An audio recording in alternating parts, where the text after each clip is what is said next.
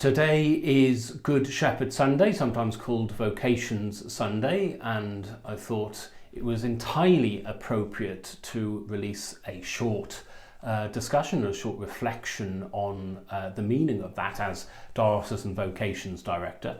Also to draw your attention to some of the resources that we have released this weekend. Not only have we got YouTube up and running now, obviously, we've just released a magazine, Vocations magazine, containing interviews of our newly ordained priests and our seminarians who you've been praying for and supporting financially over the last so many years.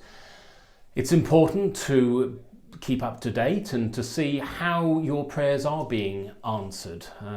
The gospel today reflects the reality, the true nature of a priesthood. The shepherd is one of many different models or metaphors, if you like, to explain what priesthood is. It is a genuine pastoral concern for the flock who otherwise would not be taught, they would not be nourished by the sacraments. The job of the priest is to get his flock to heaven. And he has, by virtue of his ordination, a number of different graces and responsibilities given to him in order to do that. And it is only with your help, with the people of God, the people of the diocese, and the people of the parish, that is possible. A priest needs support. He's a human being. He needs your prayers. He needs your assistance as well. But it is important to understand that we are part of one mission together. It's not the priest's mission to build up the church. It's all of our mission. And the priest is there to teach and to sanctify and to guide the people of God in that task.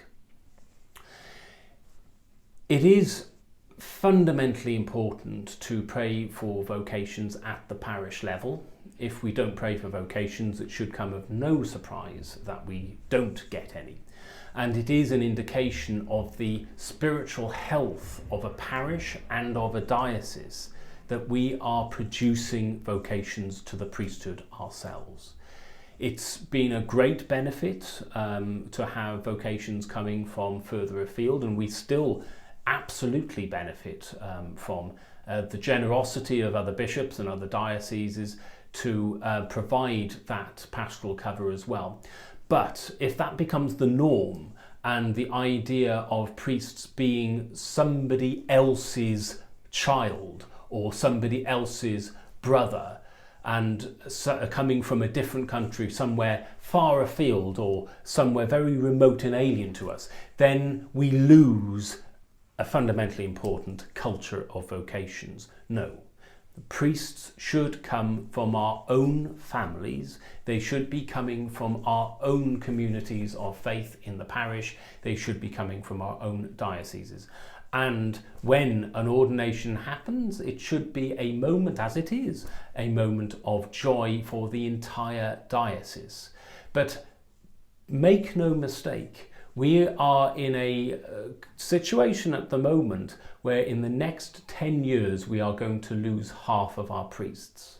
And at the moment, there are no available priests to plug gaps if a priest becomes ill or unavailable. We are, with the current structure, at the very minimum that we can cope with. And the coronavirus, with the hospital provisionings, having enough healthy priests who are able to go into the hospitals and to offer themselves in that way has become a problem. It's become obvious that that's a problem. So we need, over this next 10 years, we need more priests. We need to pray and encourage more priests, because the more priests there are, the better the sense of fraternity, the more the work is shared, and the happier, in fact, and more well-adjusted and in terms of fraternity, the more supported we all are. So that's something very much to bring to our prayer.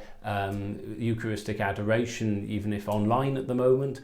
We're going to be holding a holy hour for vocations at St Mary of the Angels, parish that I'm assistant to, this evening. and you are very warmly invited to join us at 7 o'clock. And there will be benediction as well, specifically to pray for vocations. So please do keep that in your prayers. Please do keep up to date with the new content and what have you on YouTube and the various social media outlets that we use, Twitter and Instagram and Facebook. And we will hopefully, please God, have a very fruitful next decade in terms of people offering themselves and going through seminary and, please God, being ordained if that is God's will for them.